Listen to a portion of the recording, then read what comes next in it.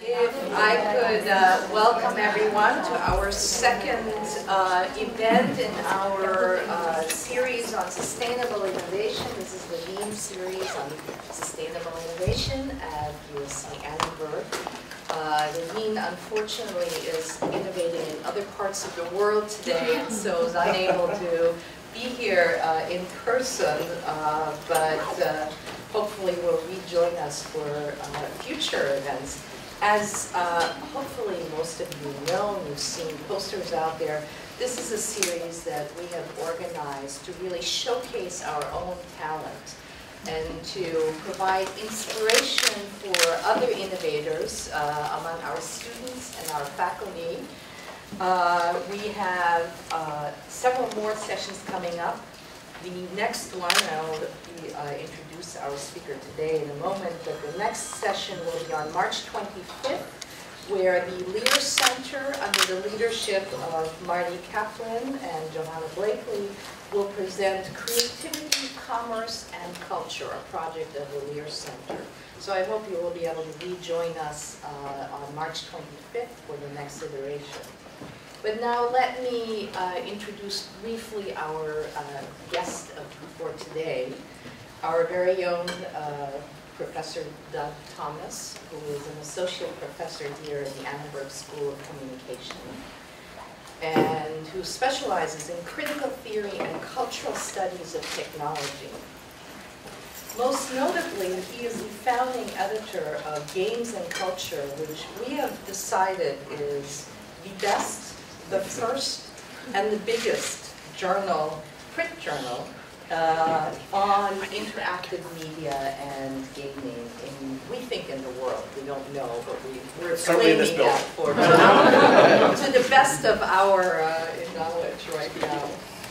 Professor Thomas has written extensively, including a book on hacker culture, which is a study of cultural, social, and political dimensions of computer hacking. He also is co-editor of Technological Visions, the Hopes and Fears that Shape New Technologies in Cybercrime, Law Enforcement, Security, and Surveillance in an Information Age. He is a founding member of the Critical and Cultural Studies Division of the National Communication Association and has served as chair of that division. He also serves as the advisory board for the Research Center for Cybercultural Studies at the University of Washington.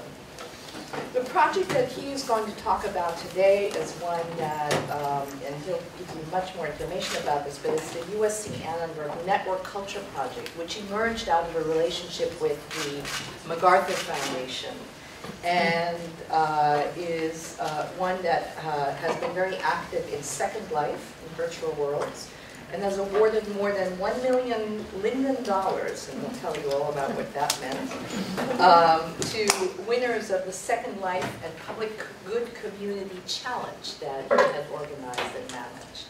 So without further ado, please join me in welcoming Professor Thomas and the Network Culture Project. Thank you. So I wanted to talk a little bit about the history of research in these two areas, virtual worlds and network culture, which are in some ways overlapping domains, in some ways very distinct things. My history with these projects actually kind of comes out of my work on hacker culture, which was from around 2000 to 2002. And the next jump was to gamers. And gamers are kind of like, you know, hackers with something to do. It started off around 2002, looking at games like EverQuest and some online games that were just starting up at the time. And the term virtual world started to be bandied about. And to most of the people I talked to, the first question out of their mouths was, what's a virtual world? By about 2004, that question had changed to, why on earth would you want to study those things? And by 2008, we had a journal up and running. We had some funding from a number of sources, including MacArthur. And by 2010, we find that just about every week there's another call for a conference about game studies, about virtual worlds, about gaming culture, about network culture.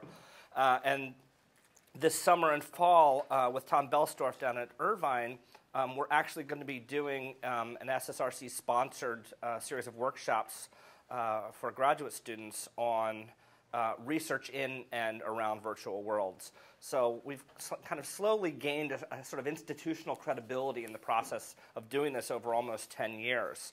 But I thought I'd actually run through the kind of history of the trials and tribulations, such as they are, in the process of doing this stuff. And to start with some terms, the first being virtual, and the kind of irony of the idea that the virtual, from the word virtualis, actually means influenced by the physical virtues.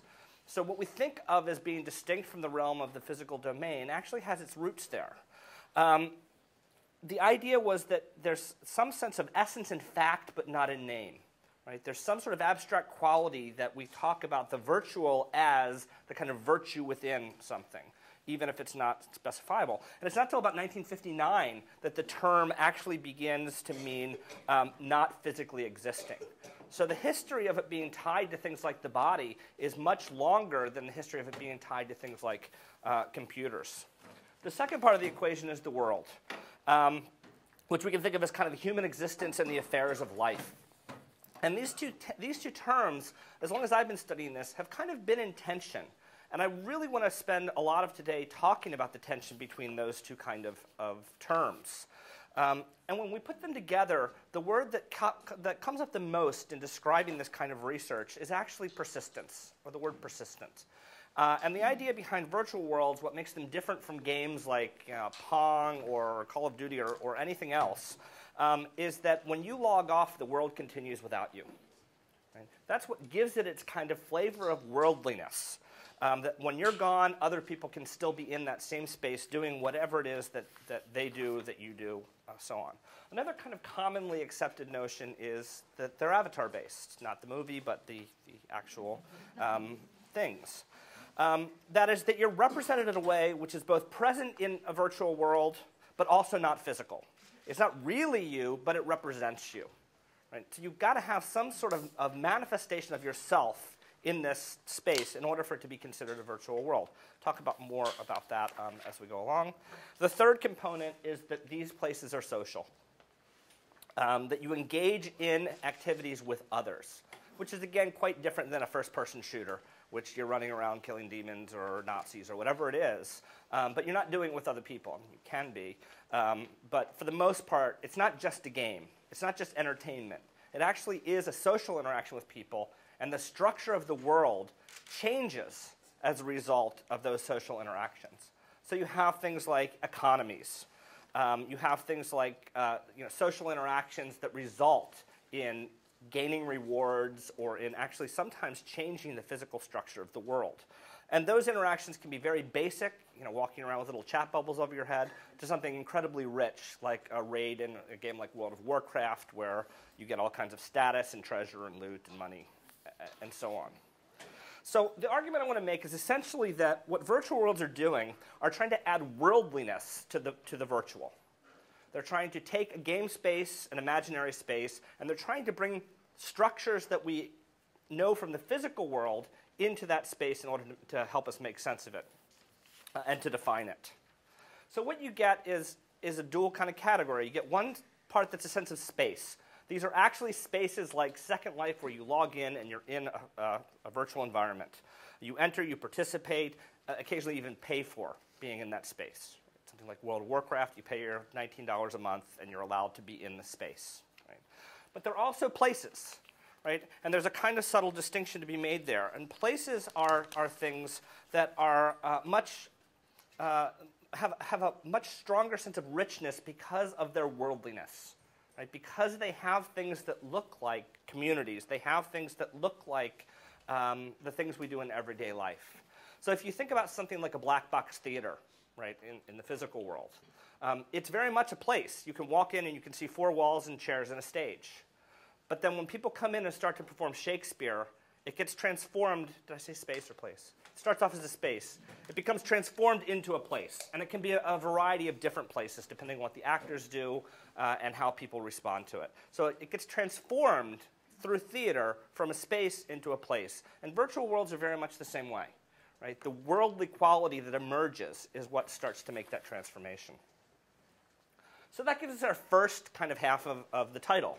That's what virtual worlds kind of look like in the abstract sense. The second half also is two words, network culture. And networks are the things that make virtual worlds and lots of other things possible. And they have their own sort of history, and it's worth kind of spending some time tracing that out too. The other part of that is culture, right?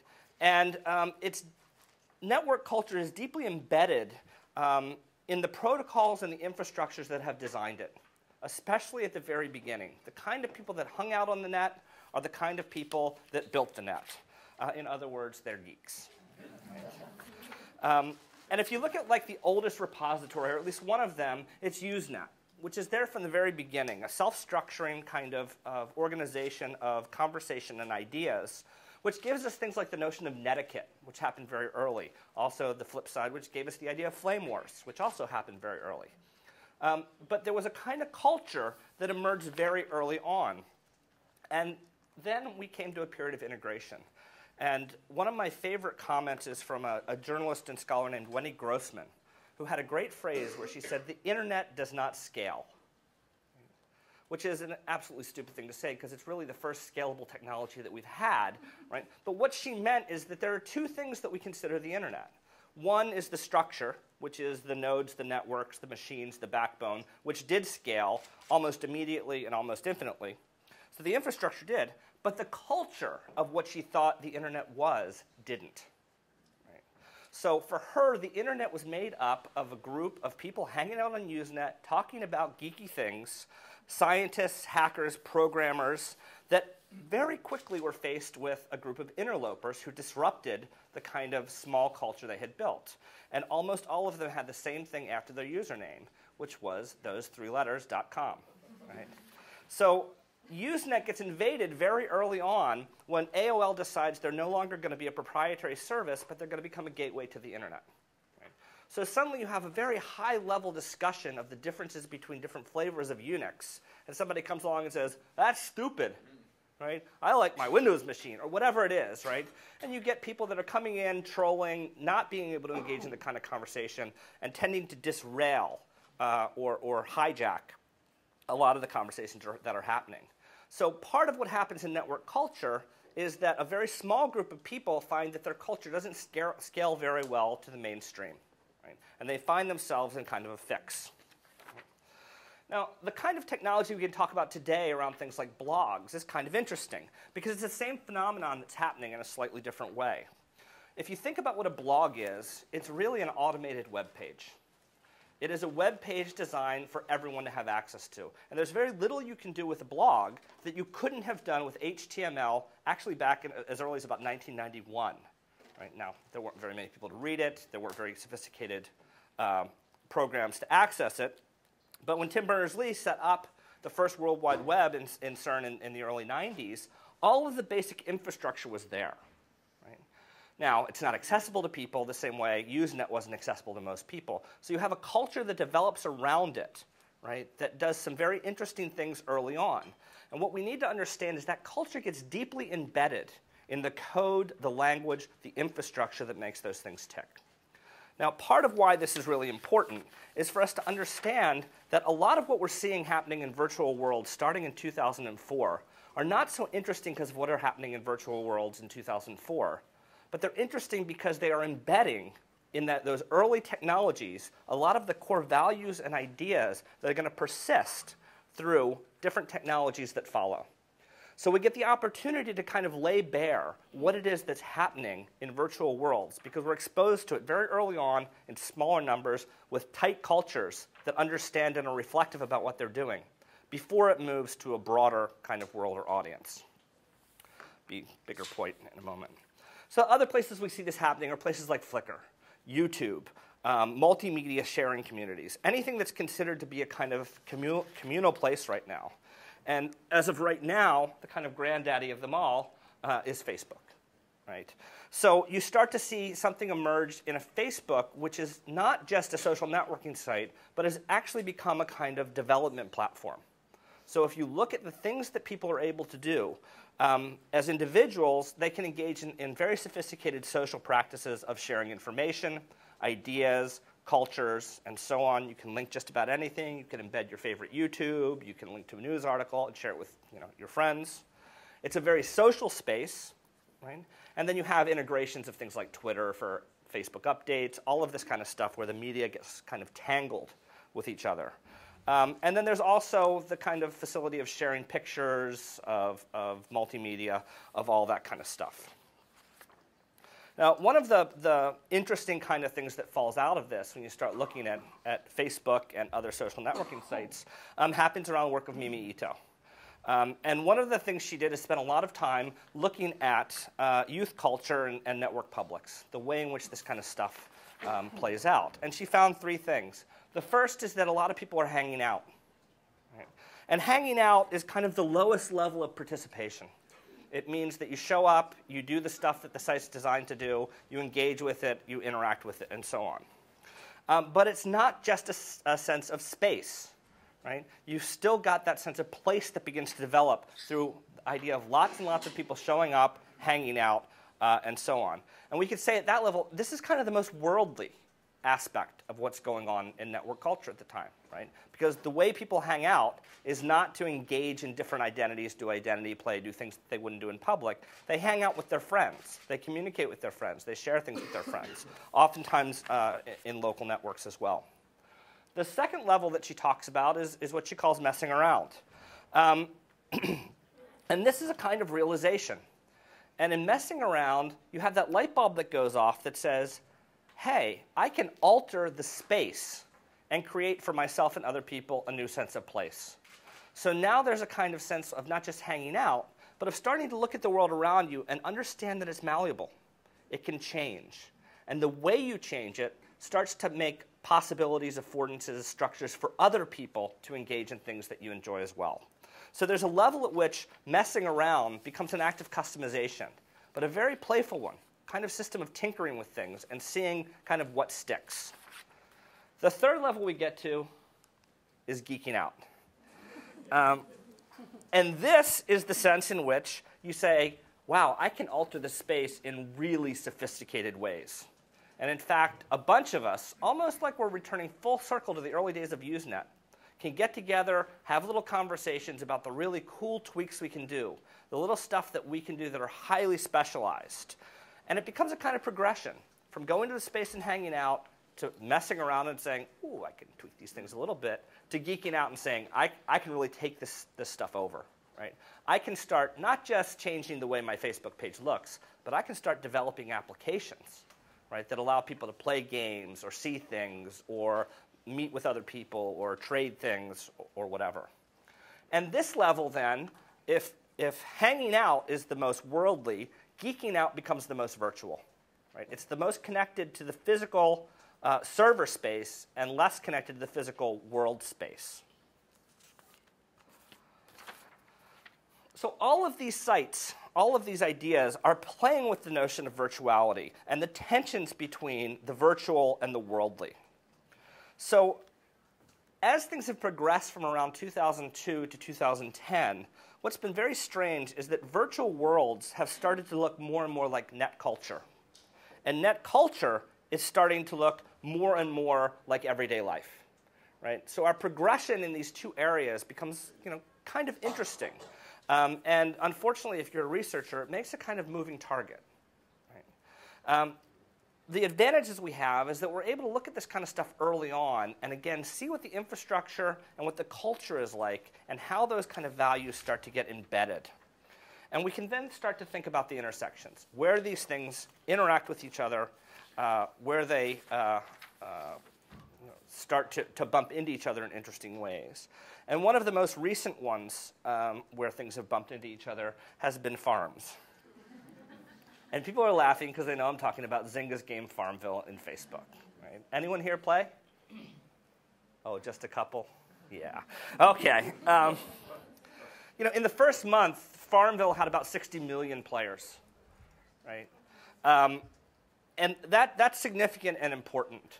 But an even bigger lesson is in the first 2 months, Farmville had generated about 700,000 web pages devoted to the game. right? So what we start to find is that games, cultures, and so on, they start to produce what we could think of as kind of knowledge economies around the periphery of the activity itself. So it's not just about playing Farmville, it's also about going out and figuring out, okay, what's the best thing to plant? How does it grow the fastest? What does it mean? If I want to level fast, what do I have to do? Can I look at other people's farms and see what creative pictures they've come up with, what things they've created, and so on? And lots of people started, taking hay bales and writing things on their property, and you found all kinds of creative uses for the game. But it became a real kind of outlet for self-expression. Now, the question for Farmville is, where does it fit? It's in Facebook, so it's kind of network culture. But it is a kind of persistent world. It's a venue for self-expression. It doesn't exactly have an avatar quality to it, but your farm kind of is you, right? So suddenly we're in this category which becomes very, very blurry. Is it a virtual world? Is it not? How does it fit into the mix? And I think for researchers, that becomes a very interesting kind of question to ask what transformations are happening, and again, what are the kind of things that are embedded in that? Now, Zynga's really smart because they understand that persistence is the thing that makes you keep coming back, right? Your farm is ticking even when you're not there. So, and if you don't get back in time, your crops are going to fail, they're going to die, you're going to lose money, right? All of these kind of things, right? So your farm keeps going even without you. So it has that quality of persistence. And that becomes very important. The other thing we run into is the question of scale. And this is something we learned really early on about virtual worlds, that most virtual worlds have technological limitations. And I'm talking about spaces like World of Warcraft, Second Life, EVE Online, any of the big places where you think of them as squarely virtual worlds. The most famous ones, for example, are Second Life being limited to 40 people per sim. Right? It's really hard to convince Sting to come give a concert and says you can do it for up to 40 people. If we put 4 sims together, you can get 160 people. Not really that compelling as a kind of audience, right? Even World of Warcraft, which has a huge number of players, really only has about 3,000 people that can play per server, right? So it's all getting sharded, it's all getting fragmented, it's all getting put into different spaces. And it's not really 14 million people all playing at once, even though that would kind of what people would like you to believe. So the numbers don't really matter, right? 14 million players playing World of Warcraft. Okay, that's interesting, but they're not all doing it at once. They're not even able to all do it at once. Concurrent users in games like Second Life or EVE Online rarely get above 30 or 40,000 people, right? Now compare that to an average TV show. Right? Imagine if ABC put on a show that got 30 to 40,000 viewers. Right? How quickly would that be canceled? Imagine a small cable network who put on a show at 11:30 at night that got 30,000 viewers. Right? How quickly would that get canceled? So we're talking about numbers that are trivial in certain ways. And then we see things like their.com just announced that they're going to be shutting down. Right, which is like the other Second Life. So now, there were 2, now there's 1. And, questions about Second Life for the past 2 years have kind of been, blowing in the wind. Even though World of Warcraft has been enormously successful, it takes more than probably 2 hands to count the number of large, massively multiplayer online games that have failed. And they've failed in spite of the fact that they have had amazing intellectual property rights. So, Lord of the Rings online, you would think monster, right? That should kill off World of Warcraft easily. Yeah, it's got a few 100,000 players, right? The latest one, people just released in February, is Star Trek Online. You would think, again, massive fan base. People are leaving in droves. Right? It's just not a very good game. Conan was another one that had high hopes, high promise, and fizzle out almost immediately. So there has not been a lack of trying to come up with other massively multiplayer online platforms for people to play. WoW has really been a serious outlier in all this. Other exceptions have been Korean games like Lineage, which have done pretty well, not as well as WoW. But we're finding it's kind of hard to maintain large communities of players in any of these spaces. Compare that to something like Facebook, MySpace, YouTube, Flickr, Buzz by Google, Twitter. These things have become network platforms, right? And as a result, they continue to grow. They don't take a lot of investment. And what's interesting is if you look at a game like Second Life or you look at a game like World of Warcraft, the number of hours people play is enormous. They may play 30 or 40 hours a week, right? So you have hardcore users, but you don't have that many of them. Where you have something like Facebook, where you have a huge number of users that may be checking in for 15 minutes a day, right? A big difference. And now here's the killer difference is people tout World of Warcraft, for example, having 14 million players, which is a lot, given that nobody thought an MMO could break about 500,000. So the fact that they've done that's been significant. And then compare that to Facebook, right? 400 million. And according to Facebook, if they're to be believed, half of them log on a daily basis. So if you think 200 million users on a daily basis, that's going to dwarf pretty much anything else that's out there. Now, the other thing that's happened to Facebook is it didn't start out this way, but it actually has become a kind of persistent platform, right? That sense of when you wake up in the morning, you check your Facebook page, stuff has been going on without you, right? Facebook has continued in your absence. And that's not quite the way we've thought about other asynchronous platforms. Yeah, message forums are kind of like that too, but you put a post up, somebody's responding, you check back the next day. It's all a very linear thing. You don't check your Facebook page for 5 or 6 days. What does your activity feed look like, right? It's going to be a complete mess, especially if you've got a lot of friends. We also have the sense of it being quasi-avatar based, right? You have the little picture that represents you. To a lot of people, those pictures mean things. You have a little information profile that says who you are, where you work, who you know, how you're connected to people. All of that kind of stuff starts to form a representation of who you are. And in a way, we're really starting to construct identities through these virtual spaces the way we construct avatars. But it's much closer to that original notion of virtuality.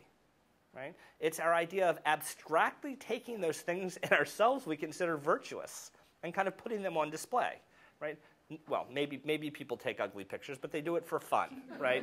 But for the most part, you want a good picture of yourself. You want, this is what I look like at my best, right? We want to show ourselves as virtuous. We tend not to list our failures. We tend to list our successes, the things that we've done well, the things that we're proud of, right? And so on. And more than anything else, it is a space that is deeply and profoundly social. Right? And that has really become its killer application. And we can almost talk about something like Facebook penetration the way we talk about cell phone penetration.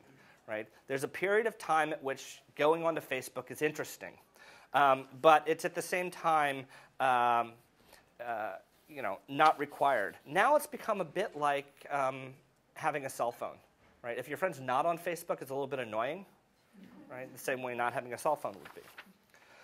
All right, so I want to sort of segue from that and talk a little bit about my own research and kind of rewind and how I ended up getting here. So starting in 2004, I came across something called Second Life, which was brand new, and a person named Corey Andrejka. Corey is one of the designers of Second Life, and it's just about the time I was thinking about the relationship between games and learning. Now, the mission of Second Life was kind of interesting because Philip Rosedale, who created it, had made a huge amount of money on real networks. So he wasn't looking for a platform to get rich. He had already done that. This was really a dream of his.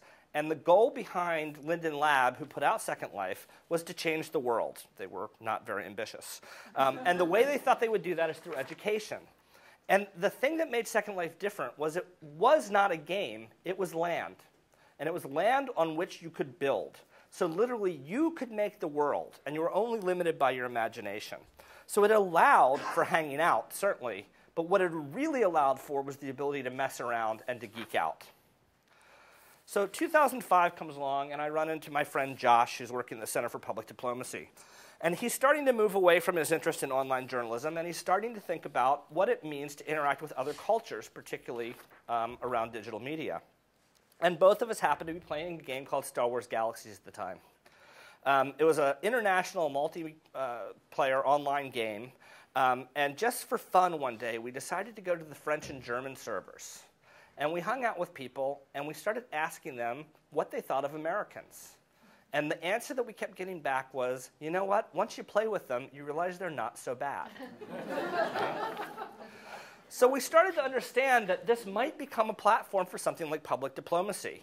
That if people had a shared interest in Star Wars, that was more important than the fact that they were from France or Germany or England or America or whatever. They also were engaging in incredibly complicated tasks. And you had to negotiate with each other in order to complete these tasks. The differences would come later. Right? After you had killed the crate dragon with your friends, you would say, oh, you're from France and I'm from Germany. Isn't that kind of interesting? So, of course, the light bulb goes off for us. Right? So what if we took these principles from Star Wars Galaxy that we couldn't control and found a platform, say, like Second Life, where we could build whatever we wanted? And I go back to The Godfather and Hyman Roth saying, finally we have what we need, a partnership with a friendly government. Right? Well, we kind of had that because we had this connection with our friend Corey, right? So now we're able to talk to the developers of Second Life. We're able to create an island where we can start thinking about what it means to create a world in which cultural exchange might become something really important. Now, this also got MacArthur's interest because they're starting to think about virtual worlds too, asking the question, is this something we need to engage in? This is the big new thing. Is this something we need to step in and deal with? So they had a question about how it fit into their digital media and learning portfolio, but they also were kind of wondering, is this a place in which we can get some traction to do the foundations work? So the question for them became, what is the role of foundations in the virtual world? Meanwhile, WoW is starting to take off at the same time. And at the time, we're seeing 1 million players, 8 million players, 14 million players, and we start to study what's actually happening in these platforms, and we find that the key thing that virtual worlds like World of Warcraft allow you to do is learn. Something interesting is happening. People are mastering incredibly complex systems, and they're doing it very, very quickly. And what's very strange is that learning seems to be scaling. The harder problems start to get solved more quickly than the easy ones. Right? That kind of gets our attention, right? We run into complex issues. My favorite example of this is a fight called Kael'thas that was in World of Warcraft at the end game. It was a 5-stage fight which required 40 people, which took 30 to 40 minutes to complete if you did everything perfectly. Nobody could not pull their weight. If you had one weak link, everybody would die over and over again. And the guild that I was in while we were engaging with this took 3 months to complete the fight, doing it twice a week, 8 to 10 hours a week. Right? So pretty serious learning, coordination, play that's happening. And we're finding the incredibly important thing is that it requires joint coordinated action, distributed problem solving, and delegation. It also requires a lot of reflection. It makes you say, what worked, what didn't, how do we improve, how can we do things differently, and so on. There's actually the development of something called WoW Web Stats, was a program that players created to do after-action reviews of things that happen in the game. Totally transparent, 360-degree reviews. So as a result, we started to really think about what that meant for learning. And what we found was that it really broke down into thinking about learning in 3 ways. The first was the idea of humans as knowers, Homo sapiens. Right? So learning starts to mark a radical shift from the idea of knowledge to the idea of knowing, that context starts to become as important as content. And we started to realize that this looks a lot like how we're starting to learn things in the 21st century as opposed to the 20th century. So knowledge starts to become a question of where, not what.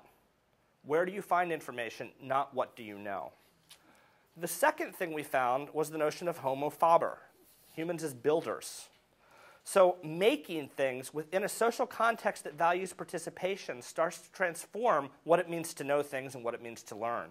So these platforms start to give us the creation of agency, both to participate, but also to build in those spaces. So we get an idea of kind of joint action and joint building that emerges that's incredibly important.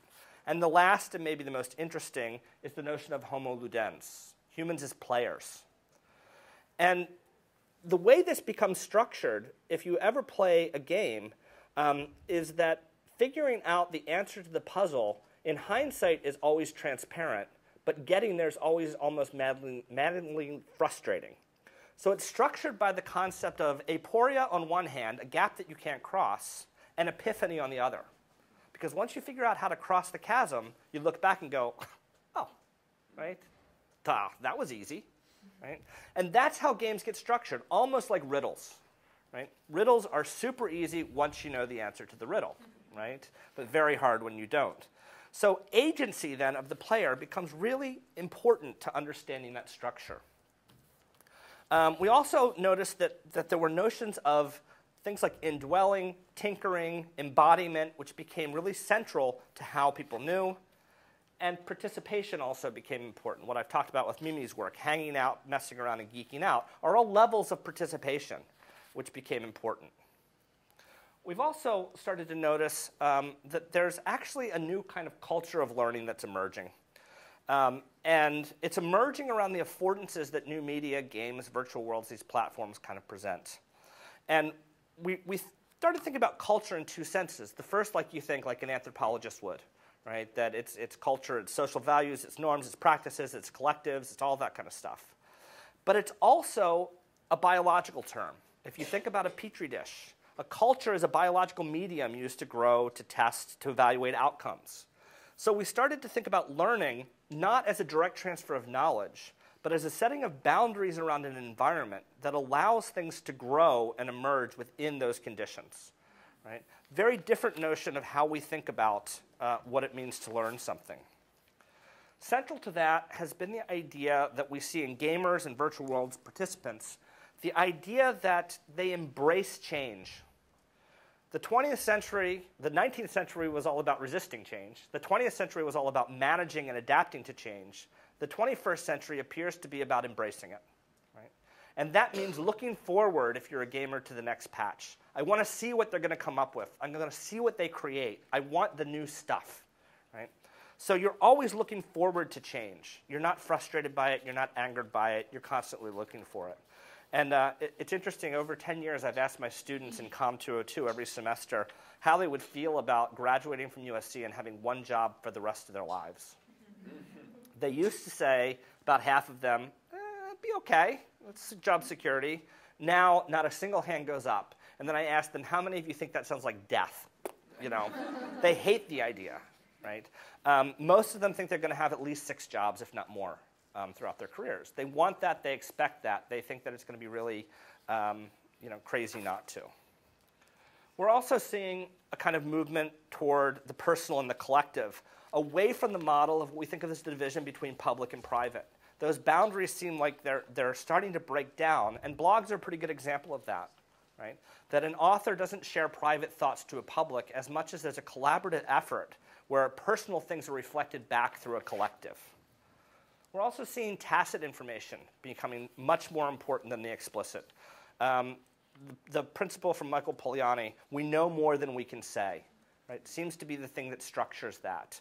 And I ask, again, all of you, what's the first book you read to learn how to browse the web?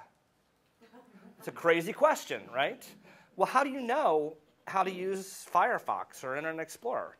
You can't really tell me, probably. You just know because you did it. There's a huge amount of tacit knowledge there. Right? Imagine explaining the web to somebody who's never used it before. Right? There's a lot of knowledge there that you've just picked up along the way. It's not been explicit. We're also finding that the model that seems to fit gamers is one that we steal from John Dewey, called productive inquiry. And productive inquiry inverts the process of what we think of as learning and teaching. It doesn't say that you ask questions to find answers. It says you find answers to ask better questions. So every time you find an answer to something, it becomes a part of your toolbox that allows you to explore things that you couldn't see before. So you focus on process and asking better questions, and it actually works kind of like a flywheel, that you store up lots and lots of potential energy. Right? And eventually, when you hit a problem you can't solve, you find you've got all of these resources to throw at it, and then you can kind of unleash them. It's also interesting because productive inquiry scales with available information. which is one of the great things about the internet, is there's almost an unlimited amount of information. So it becomes a very powerful way to harness those kind of resources.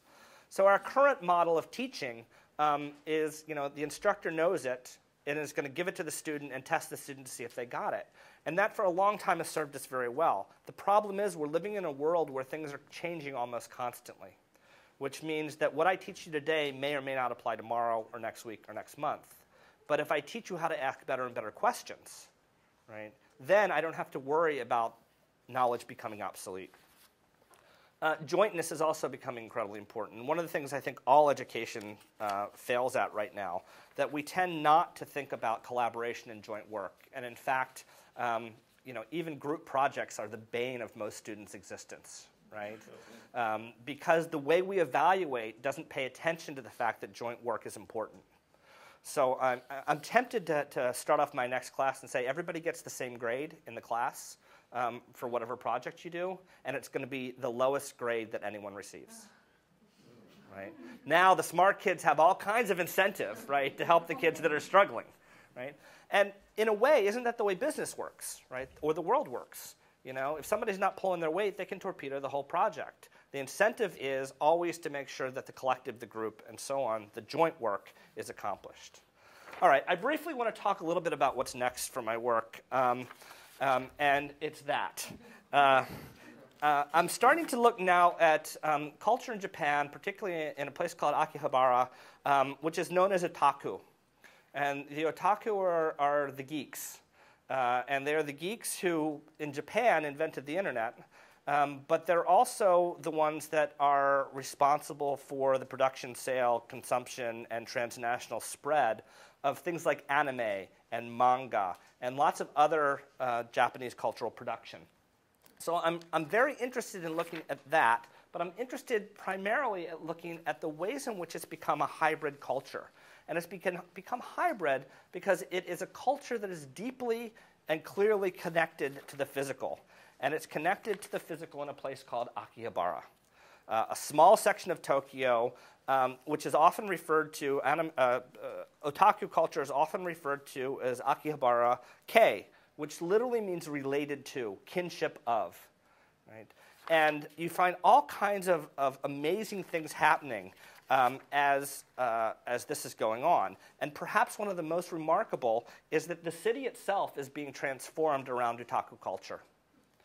It's not the first time that's happened. I mean, it certainly happened, the Chicago school studied that, industrialization studied that, caused that around factories, and certainly Hollywood's a pretty good model for a cultural product that has been spread transnationally and has really very much defined a city. But Akihabara used to be, first off, a radio district. It became a consumer electronics district, and now it's become about 80% of sales that come out of Akihabara are otaku related. And that's translated in 2005 to about $2.9 billion worth of stuff. Right? So it's really become a massive kind of cultural center for production. And I'm very interested in trying to understand how it is that an online community and internet culture, like otaku culture, has been able to physically transform the space of a city. And vice versa. Akihabara shows up in all kinds of ways in anime and manga, but also in cultural production. I was on a web page looking at a new cafe called Aki Banana. Very, very clever. And it was a mecca. It was a shrine to the mecca of Akihabara. And I just assumed, because all of it was in Japanese, that it was a Japanese site. And they said, we are finally going to branch out and open our own cafe, the Aki Banana Cafe, in Singapore, right? Because it became a space for them in which, right, you could have otaku culture in a physical space that mirrored the conventions of Akihabara. So there's lots more to say about that, but I'm out of time, so I will just say thanks.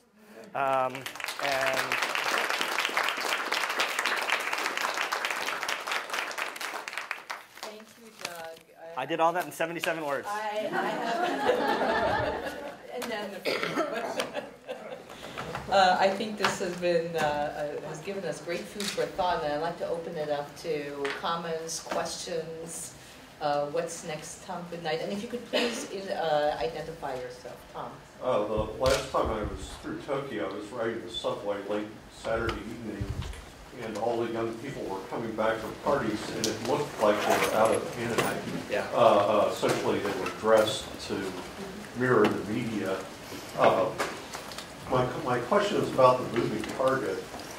And as a teacher, you teach people to assemble change, but as an editor, how do you figure out what projects are significant in terms of asking questions with a duration that outlasts the redesign and popularity of platforms?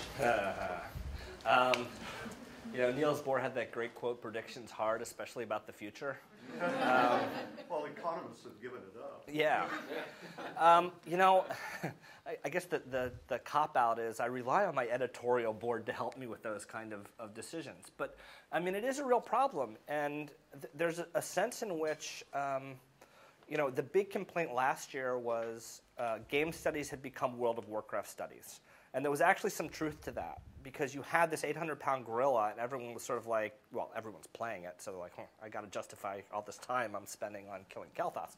But the other thing is that it was such a phenomenon that I think nobody quite could get their head around.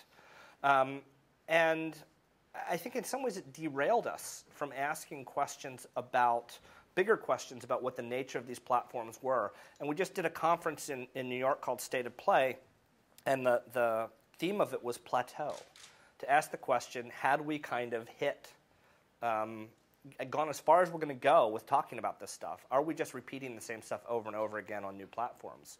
And you know, some people said yes, some people said no, but I think it was an important conversation to have for exactly the reason that you're talking about. We get very mired in these things that don't have much to tell us beyond the moment. So I think going back to that notion of saying, okay, what's being embedded in this that's going to carry forward? What's being made obsolete become the more interesting questions. I just asked because I'm trying to rethink what journals are and how people train to write in journals, particularly given the change in the communications that we're studying. So it's a shared issue. A couple questions really, but I'll try and put them together.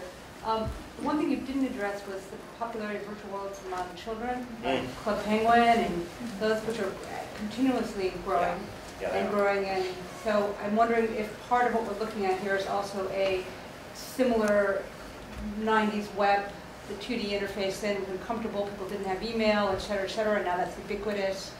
And whether, I mean, we don't know, but I'm just, when I see the way that Club Penguin would make kids interact with avatars, it's so comfortable. Yeah, it is. And that's one thing. And then also the comment about Sting coming into play in Second Life kind of reminds me of when we used to put plays on television. Maybe that concept is purely, you know, and I'm just curious, have we gotten to that,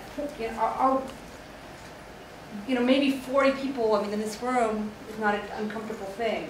I mean, I don't know. I mean, I've seen Second Life crash and burn. It's been so difficult at times to try and do stuff in that space. But also, I don't know whether that's necessarily a negative or not.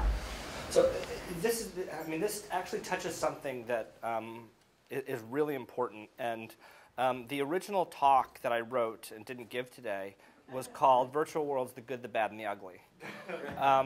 And the good is the good stuff we can do with them. The bad is the bad stuff we try to do with them. And the ugly is the fact that we don't know the difference. And the point you're making is exactly right, that bringing Sting into Second Life to give a concert is not matching the tool to the work. It's a bad fit. It's not what the platform's designed to do. The problem I see with Second Life in particular, and there are exceptions, is that I can't tell you the number of times I've gone into a Second Life classroom and people have said, look at this. It's just like my classroom. The chairs are there, you know, and you can even write on the chalkboard, just like I can write on the chalkboard here. And I'm like, okay, so why have it, you know? Or the old joke, you know, why do houses in Second Life have roofs? You know, to keep the rain out. There's no rain in Second Life. But in a world where you can fly, it's stupid to have a roof on your house. Right? Ellen Rosedale said one of the most amazing uses they found in the classroom in San Antonio with kids who are working on a project was when the kids could vault over walls. Yeah. And so that idea that you can vault and move is, I think, something crucial here that people are missing when they're thinking about an audience sitting there listening to staying in a bad, crazy, lousy way. Yeah, unfortunately, the failure, in my view, of education in Second Life has been a failure of imagination on the part of educators, not a failure of the platform. And I think that that's something we need to take seriously because we're not matching the tools to the work. And the flip side is I have a number of colleagues who have come to me who say, kids play games for 8 hours a day. Games create learning. My research is really important. So if I put my research into a game, they'll learn about it 8 hours, It's like, no, actually. As a friend of mine who works at BioWare now said, when I started doing a game build for MacArthur, they gave me $250,000 to do a game. And he said, that's interesting. I got a $120 million budget, a team of 60 people, and 3 years. What do you have again? I said, 18 months and $250,000 and me and 2 graduate students. He said, oh, well, you do realize I'm your competition, right? It's a very sobering moment, right? It's like, and these guys fail 9 out of 10 times, So it's good luck with that, It's really hard. I mean, to make a good game is really, really hard. The minute you add something like a learning objective, it's almost impossible. Gamers are incredibly good at sniffing that stuff out. If they think there's something that you're supposed to learn, they will go out of their way not to learn it, to learn a dozen other things, so they didn't have to learn that one thing that would have made it simpler. Just to spite you. In games, there's this thing called PvE, player versus environment. There's PvP, player versus player. And I think the whole thing is actually PvD, player versus developer, right? They're trying to figure out what the developer wants and specifically not do it. Or get around it. Other questions? Maybe some in the back, too. Feel free to speak. Okay. I'm Janet Hoskins from the Anthropology Department. And obviously, one thing that most fascinated me about this very interesting talk was the discussion of interacting with other cultures through digital media. And you talked about it as a platform for public diplomacy, but the examples, you kind of gave the example of, you play with people on a team and that builds solidarity, even in the virtual world, which is okay. But I'm wondering if there are other ways in which, from your point of view, digital media can be more successful, if you wish, in dealing. I mean, the gap between French and Germans is a little bit old, and they are dealing with that pretty well now. Actually, they weren't, but yeah. and the British and the French were even worse. Yeah. Well, I'd like you to talk a bit more about that. I thought it was very interesting, and I'd just like to hear you develop that. There's a less kind of broad notion of this that had to do with, in particular, politics in American culture, around the time of Bush's second election, where, if people remember, the country was split in a way that I think we haven't seen for a long time, that, everything was contested and it was a level of extremes. And in the guild that I was in, there were people that I would consider, right-wing fascists. I mean, they were, and of course they considered me a left-wing wacko. It was that bad, but we also knew that we had a job to do, right? And there was a sense in which we couldn't afford that, and it demanded a kind of civility for us to get other things accomplished. So the way I was thinking about it for a while, and I wrote some things about this, is that these environments can provide a kind of third pole for conversations that are typically bipolar. But you know what I mean, right? That it's when there's these extremes, you can agree to disagree in a way that you didn't see happening very much in the public discourse, and it started to become, oddly enough, a very friendly kind of jibing, because you just couldn't have the knockdown, drag-out fights. The environment didn't permit it. So that was one thing. The other thing was I found myself exposed to people in a very concerted way, in a very kind of deep way, invested way, where we had a shared interest. But one of the guys that was a player in my guild was a bag boy at a market, 35 years old. This is not a person I would generally find myself hanging out with 20 hours a week. Somebody I got to know very well, liked very much, I thought was very smart, but I just had, another guy was a truck driver. Again, just not something that I interact with. So there's a sense in which you're drawn together with people you might not normally interact with in a way that demands cooperation, demands you get along.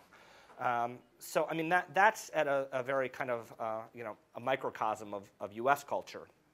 I think that there have been efforts transnationally to do this, but we've run into a couple of problems. One is time zones. People don't play at the same time. So there's that pesky real world interfering. Another is language barriers. I had a really great story in this game called City of Heroes, where we had formed a guild. It was actually City of Villains, where we were all ninja. Total Orientalist weirdness. But anyway, so we decided we needed a name for our guild. And someone started saying, wouldn't it be cool if we could have a Japanese name? And someone said, yeah, why don't we like Shadow Warriors? And they're like, well, that would be Kaga, And this guy's giving us all these names, right? And we're like, wow. So we got a Japanese guy in our guild. This is awesome. So we come up with some name like, City Destroyer. And he's like, don't know that one. Like, what do you mean you don't know that one? Aren't you Japanese? He's like, no. We're like, well, did you speak Japanese? He's like, no, I used to play Final Fantasy with a bunch of Japanese kids. And he had learned gamer Japanese. And of course, all the things we were asking him were things that he had been exposed to because it was part of the gamer culture, right? So there's a way in which that kind of language and culture sort of transcends other things as well. So I don't know if that's really answering your question, but those have been some of my experiences, and I think there's some possibilities there. We are unfortunately out of time, but if are there any last minute questions? Is there one in the back there? No? Let me leave you with 2 comments and a special thank you to our presenter today. But one is, Doug referenced the failure of imagination of educators, not the failure of the platform. And this is very much something that we're trying to do with Annenberg, to think how we can reimagine. Absolutely, failure is good. But how should we be thinking about fixing that within, is there something that we can contribute more of, less of, in experimental spaces, in our classrooms, in our interactions with our peers, to try and spur on our own imagination.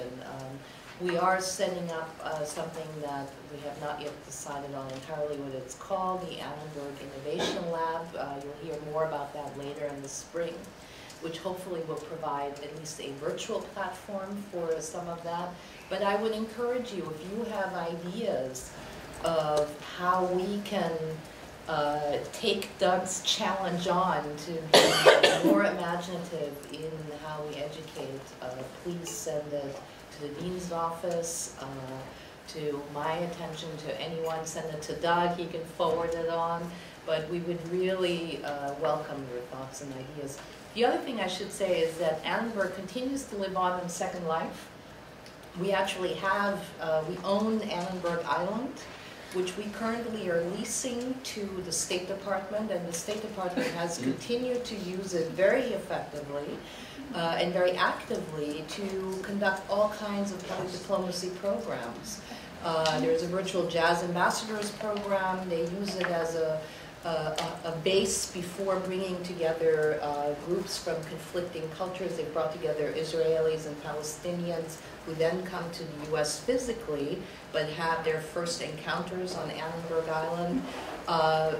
So there are lots of different ways in which you can use that space too, and if you're interested in doing so, perhaps Doug could provide some suggestions initially, but we're also, our IT team is willing to help out as well. So thank you all. Thank you. Please join me in thanking Doug.